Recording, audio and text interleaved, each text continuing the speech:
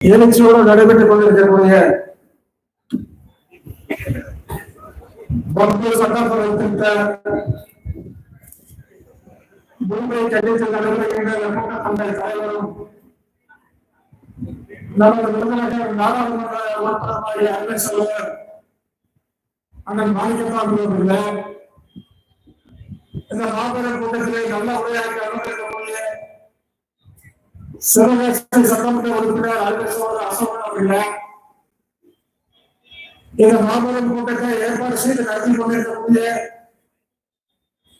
விருதுநகர் மாவட்டத்தை சேர்ந்த ஜமாத்தை சேர்ந்த அனைத்து ஜமாத்தினுடைய நிர்வாகிகளை இந்த மாபெரும் கட்டண கூட்டத்தில் கலந்து கொண்டு சிறப்பித்துக் கொண்டு இருக்கக்கூடிய அனைத்து மாணவர்களை அனைவருக்கும் வணக்கத்தை தெரிவித்துக் கொண்டு இந்த மாபெரும் கட்டண கூட்டமானது ஒன்றிய அரசின் சார்பாக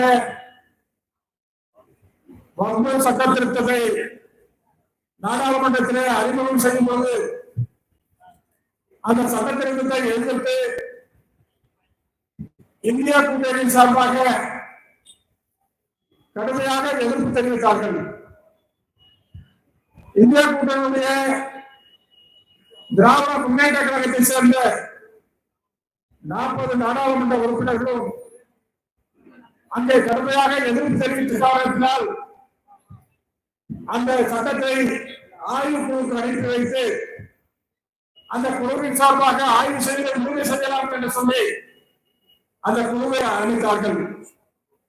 அந்த குழு ஆய்வுக்கு வரும்போது நமது நாடாளுமன்ற உறுப்பினர்கள் எல்லாம் அதிலே கலந்து கொண்டு இந்த சட்டத்தை கொண்டு வந்தால் இஸ்லாமிய சமுதாய மக்கள் பாதிப்படைவார்கள், வன்பு சொத்துக்கள் எல்லாம் அபகரிக்கப்படும் என்று சொல்லி அதற்கு எதிர்ப்பு தெரிவித்தார்கள். ஆனால் நாடாளுமன்றத்திலே அந்த குழு அறிக்கை சமர்ப்பித்த பின்பு இரு அவைகளிலும் விவாதம் நடைபெற்றது. அந்த விவாதத்திலே நமது இந்தியா கூட்டணி சார்பாக அனைத்து கட்சிகளும் அனைத்து நாடாளுமன்ற உறுப்பினரும் பல குரல்களை எழுப்பியும் அவர்கள் செவரன்காவினுடைய சங்காக நினைத்துக் கொண்டு அதை கண்டுகொள்ளாமல் அந்த சட்டத்தை நிறைவேற்றினார்கள். ஆனால் எந்த பொருளிலும் வன்பு சொத்துக்களை யாரும் அபகரிக்க முடியாது. இங்கே வந்திருக்கிற கூட்டத்தை பார்த்தால் அவருக்கு நன்றாக தெரியும். விருதுநகரில் இவ்வளவு கூட்டம் என்று சொன்னால் தமிழகத்திலே இருக்கக்கூடிய இஸ்லாமியர்கள் எவ்வளவு இருப்பார்கள். அவருக்கு உறுதுணையாக இருக்கக்கூடிய நாங்கள் எல்லாம் இந்தியா கூட்டணியில் இருக்கக்கூடிய இயக்கங்கள் கட்சிகள் எல்லாம் உங்களுக்கு உறுதுணையாக இருக்கக்கூடியவர்கள். அதே போன்று இந்தியாவில் பல மாநிலங்கள் இருக்கின்றது. அனைத்து மாநிலங்களும் ஒரே கொடியில் தான் நாங்கள் இருக்கின்றோம். இந்தியா கூட்டணியில் இருக்கிற கட்சிகள் எல்லாம் இஸ்லாமிய சமூகத்துக்கு எந்த நேரத்திலும் உறவாக இருக்கக்கூடியவர்கள், உண்மையாக இருக்கக்கூடியவர்கள்.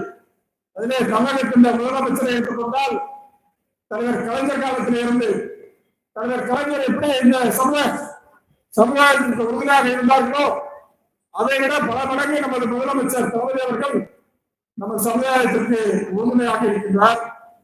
இந்த தடை சட்டம் நிறைவேறியவுடன் தமிழக சட்டமன்றத்தில் இந்த சட்டத்தை எதிர்த்து தீர்மானம் கொண்டு வந்தோம்.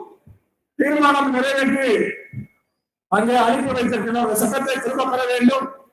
இந்த சட்டங்களை நடைமுறைப்படுத்தினால் இஸ்லாமிய சமுதாய மக்கள் வன்பு சட்டமான வன்பு சொத்து அபகரிக்கப்படக்கூடிய சூழ்நிலை இருக்கின்றது. அவர்களுக்காக அந்த அம்பேத்கர் அரசியலமைப்பு சட்டத்தை உருவாக்கும் போது இந்த சமுதாயத்திற்குரிய சொத்துக்களை அவர்களுக்கு முழுமையாக கொடுத்தார்கள். அந்த அரசியலமைப்பு சட்டத்தில் தெளிவாக சொல்லப்பட்டிருக்கின்றது. எனவே இந்த தடை சட்டம் கொண்டு வரக்கூடாது என்று சொல்லி திராவிட முன்னேற்ற கழகத்தின் சார்பாக நாங்கள் தீர்மானம் நிறைவேற்றி அனுப்பி இருக்கின்றோம்.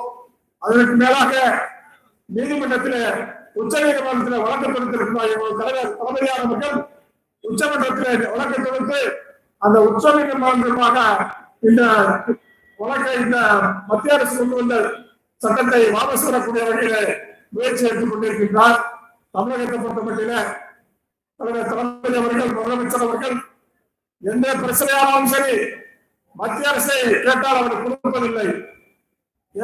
நீதிமன்றத்துக்கு சென்றுதான் நம்ம அதில் நீதி பெறக்கூடிய சூழ்நிலை இருக்கின்றது.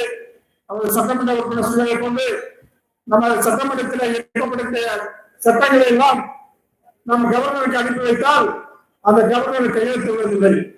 அதை கடற்படை போன்ற காரணத்தினால் உச்ச நீதிமன்றத்தில் சென்று அவர் கவர்னர் கையெழுத்த தேவையில்லை, நீங்க அனுப்பி வைத்தால் அது நிறைவேறாக என்று சொல்லி தீர்ப்பு வந்திருக்கிறது. இப்படி மத்திய அரசு நமக்கு இடையூறாக இருக்கக்கூடிய ஒரு அரசாக இருக்கிறது. இந்தியாவிலே ஆட்சி மாற்றம் வரும் என்று நாம் நினைத்துக் கொண்டிருந்தோம். உரிய எண்ணிக்கையிலே அவர்கள் வெற்றி பெற்ற காரணத்தினால் இன்றைய தினம் ஆட்சி செய்து கொண்டு தமிழகத்தில் இருக்கக்கூடிய சிறுபான்மை மக்களை சிரமப்படுத்தக்கூடிய வகையில் ஒரு ஆட்சி நடைபெற்றுக் கொண்டிருக்கின்றது. அந்த ஆட்சியை அழைக்கப்பட வேண்டும். எனவே தமிழகத்தினுடைய முதலமைச்சர் அவர்கள் இஸ்லாமிய சமூகத்தாக எந்த நேரம் உறுதுணையாக இருப்பார். கண்ணியமிக்க காகிதம் இல்லாதவர்களுக்கு மணிமண்டபம் கட்டியது நமது திராவிட முன்னேற்ற கழக ஆட்சிதான். அதே போன்று சிஏ வரும்பொழுது, நமது குடியுரிமை சட்டம் வரும்பொழுது அதுக்கு முழுமையாக உங்களுக்கு ஆதரவு கொடுத்து தமிழகத்தினுடைய முதலமைச்சர் தலைமையார் அவர்கள் திராவிட முன்னேற்ற கழகத்தின் சார்பாக உங்களுடைய போராட்டங்கள் தான் நாங்கள் கலந்து கொண்டோம். அதே போன்று இஸ்லாமியருக்கு இடஒதுக்கீடு கொடுத்த திராவிட முன்னேற்ற கழகத்தின் ஆட்சிதான். அதே போன்று நீங்கள் இங்க நம்ம வெளிநாடுக்கு செல்ல நேரத்துல கட்சிக்கு போற நேரத்துல உங்களுக்காக அந்த உதவிகள் எல்லாம் செய்து கொண்டிருக்கக்கூடிய அரசாக விளங்கிக் கொண்டிருக்கின்றது. எனவே திராவிட முன்னேற்ற கழகத்தின் சார்பாக தமிழக முதலமைச்சர் சார்பாக நாங்கள் உங்களுக்கு எந்த நேரத்திலும் எப்பொழுதும் உதவிகரமாக எந்த நேரத்தில் இருப்போம் என்று சொல்லி இந்த நிகழ்ச்சிகளை அழைத்து பேசுவதற்கு வாய்ப்பளித்த உங்களுக்கு மீண்டும் மீண்டும் ஒருமுறை நன்றி சொல்லி விடுவதற்கு நன்றி வணக்கம்.